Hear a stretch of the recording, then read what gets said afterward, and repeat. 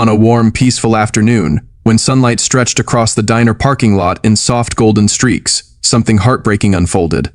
Something so cruel, so unexpected, it could break even the toughest soul. It started with an elderly woman named Marina Hull, standing quietly outside the red-trimmed diner, with her small purse clutched close, her frail hands shaking as she tried to read the lips of the teenagers surrounding her. They weren't checking on her. They weren't offering help. Instead, they circled her with their phones raised, laughing and mocking, treating her confusion as entertainment. At that moment, the world felt painfully unfair. Before we continue, please like, comment, share, and subscribe to Real Kindness Stories if you believe in kindness, compassion, and a second chance. Stories like this need to be heard. Every afternoon, Marina visited the same diner. 83. She was gentle, soft-spoken, and completely deaf, her hearing taken by some long-forgotten illness. She lived alone in a small apartment filled with old photographs and fading memories. This was by no means her favorite place to go for food, but definitely her favorite place for life. She loved seeing families laugh and friends talk. She enjoyed strangers, sharing quiet moments. Though she couldn't hear them, their presence made her less alone. But today, the laughter at her side wasn't warm.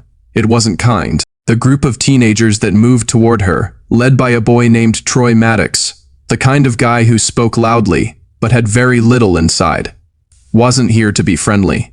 They wanted a show. They over-enunciated their lip movements, so she'd misread them, clapped behind her to see if she would turn around, snapped her napkin away from her, and faked that she dropped things she never had. Marina could read enough of their expressions to understand the cruelty, but not their words. Their taunts were silent daggers. She tried to tell them she couldn't hear. She tried to move away, but Troy stepped closer, thrusting a microphone he used for online prank videos into her space, pretending to interview her while his friends filmed her frightened, confused face. Their laughter echoed in the background even if Marina couldn't hear it. She could feel it. Then Troy nudged her shoulder, not hard but hard enough for someone her age. Her balance slipped. She fell to the ground, scraping her palm against the rough asphalt. The burger she bought for herself rolled away, untouched. With shaking hands, she reached for it. Not for the food, but for something familiar, something steady. Her eyes didn't fill with tears. Her eyes filled with a deep, quiet grief, born from years of silence and loneliness. The teenagers roared with laughter. Cars passed. People glanced over. No one intervened. Marina tried to push herself up, but her hands shook too much. She was small, like a fallen leaf tossed around by an uncaring wind, and still, no one helped her. That was when the sound started. At first, it was faint, a low rumble, like thunder deep beneath the earth. The teens ignored it, wrapped in their own cruelty, but the rumble grew, deepening and vibrating through the pavement, until even the bullies froze mid-laugh. Heads turned, eyes wide. The rumble multiplied. One motorcycle, then another, then several more, rolled into the parking lot in a slow, deliberate formation. 9 bikers in black leather, the steel patches glinting in the sun. They weren't wild or reckless.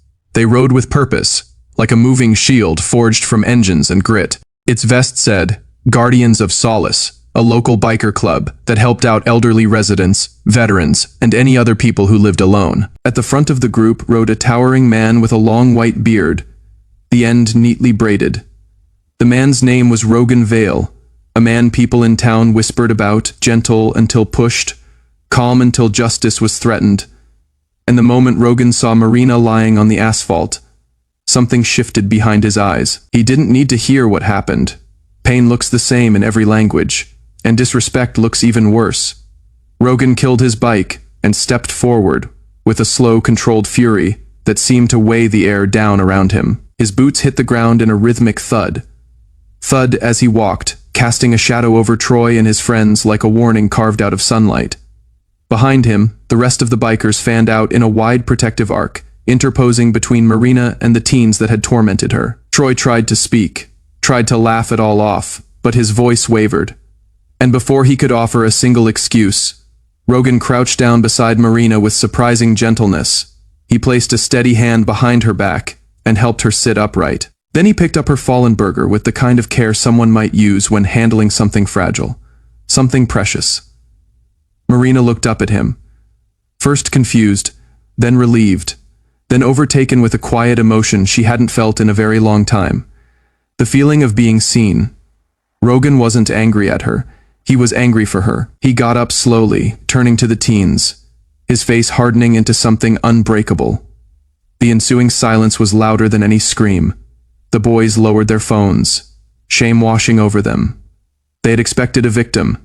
Instead, they had run into a wall. With a simple gesture, Rogan signaled one of the bikers, a woman named Kira Vale, who immediately knelt beside Marina. Kira signed slowly and clearly, letting Marina know she was safe now. And for the first time in a long while, Marina actually believed it. The bikers didn't shout. They didn't threaten. They didn't need to. Their presence alone was enough, 9 figures standing tall in quiet defiance. Sometimes the most powerful justice is that doled out without a single word being spoken. The teens stepped backward, each step smaller than the last. Their earlier cruelty slowly melted away under the weight of real strength. Not a word was said. They turned and walked off, leaving behind the woman they had mocked just minutes before. Rogan escorted Marina gently into the diner. The staff, who had all watched through the windows, bustled over with hot drinks and a new meal. Kira remained at Marina's side at all times, signing words of comfort and soft reassurance. Meanwhile, Rogan stood guard like a silent sentry near the entrance, looking after the diner until Marina finally smiled again, a weak yet real smile, filled with gratitude and new-found strength. As she neared the end of her meal, Marina leaned forward and took Rogan's hand. She couldn't hear his voice, but she could read lips well enough to understand the promise he made, that she was not alone, that kindness still existed in the world, louder and stronger than cruelty ever could be. If you were impacted by this story today, please take a moment to like, share, and subscribe. Stories like these remind us that even in simple surroundings on ordinary afternoons, humanity can shine. So before we close, take a moment to comment something kind. Something you'd like an older or more vulnerable person to hear today. Your words may mean more than you know, and so, on that sun-drenched afternoon when cruelty tried to take over, 9 bikers with brave hearts showed up and changed everything. The ultimate proof that, when it finally does show up, kindness is powerful enough to turn the world around.